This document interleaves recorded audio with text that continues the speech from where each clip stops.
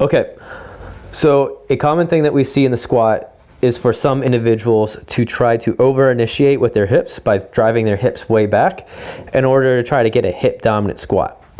Now, they mean well by doing this, but a lot of the times, if we break only at the hips first in going to this exaggerated kind of hinge style position, what it will do is as we squat, one, it throws the bar way out in front. And so we are already going to be at a little bit of a disadvantage.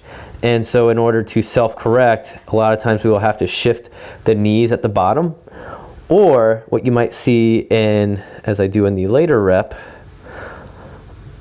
or you might see that the individual is able to get to a semi-good position, which, you know, if I had more weight on the bar, you would see that it'd probably be more upright. But when they come back out of the hole because of that shift, they're going to be a hip dominant. Like the hips are going to shoot way up first, and it's going to become a good morning.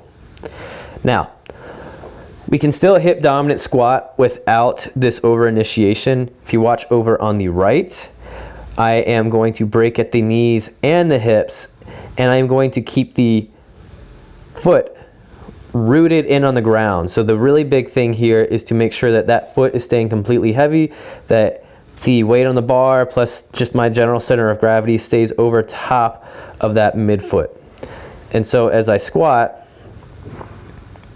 I stay there, but you'll notice at the bottom, I'm still getting kind of hip dominant. I can still shift my hips back as long as I am keeping that midfoot heavy. Now, this takes a little bit of practice to keep the midfoot heavy and keep the hip dominance, but as you concentrate on keeping that foot heavy and pulling yourself actively down into the squat and staying tall through the chest, you'll find that it gets easier and easier to find. And so just make sure that you are initiating by just dropping straight down. The torso angle should be found about halfway through the squat. So as I get halfway, you'll see now my torso angle stays the same, and it should stay close to that even in the bottom and come back up.